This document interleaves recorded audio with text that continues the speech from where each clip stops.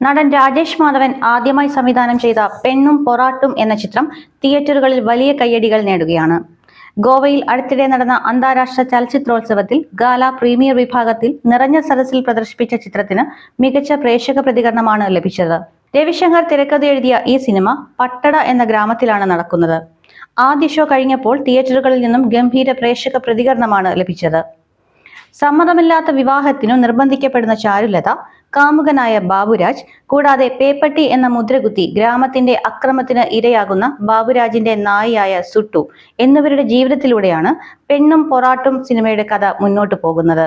ചെറിയ കാര്യങ്ങൾ പെരുപ്പിച്ച് വലിയ സംഘർഷമുണ്ടാക്കുന്നതും മൃഗങ്ങളോടുള്ള ക്രൂരതയുടെ ദൂഷ്യങ്ങളും സമൂഹത്തിന്റെ തെറ്റായ ചിന്താഗതികളുമൊക്കെ ആക്ഷേപഹാസ്യത്തിലൂടെ വരച്ചുകാട്ടുന്ന ചിത്രമാണ് പെണ്ണും പൊറാട്ടും. അക്രമം ഉപേക്ഷിച്ച് ഗ്രാമത്തിലെ മാതൃകാ വ്യക്തിത്വമായി മാറിയ ഗോപാലൻ മാസ്റ്റർ ആളുകളോട് അക്രമത്തിന്റെ പാത വിട്ട് സമാധാനമായി ജീവിക്കാൻ പറയുകയാണ്. അതിനായി ഗ്രാമത്തിലെ മുഴുവൻ ആയുധങ്ങളും ഉപേക്ഷിക്കുന്നെങ്കിലും ഒരാൾ മാത്രം അതിന് മുതിരുന്നില്ല. ഇവിടെ നിന്നാണ് ചിത്രത്തിന്റെ കഥ തുടങ്ങുന്നത്. ഒരു സ്ഥലം നിങ്ങൾക്ക് യോജിക്കുന്നതല്ലെങ്കിൽ അവിടെ നിന്ന് ഓടിപ്പോകാൻ മാത്രം വിശാലം തന്നെയാണ് ലോകമെന്ന സുട്ടുവിന്റെ ഡയലോഗിലുണ്ട് സിനിമയുടെ ആത്മാവ്. സുട്ടു എന്ന നായയാണ് ഈ ചിത്രത്തിലെ നായകൻ. ചിത്രത്തിൽ ഏകദേശം 100ഓളം പുതുമുഖ അഭിനേതാക്കളും അതിലധികം മൃഗങ്ങളും ചിത്രത്തിൽ അഭിനയിച്ചിട്ടുണ്ട്.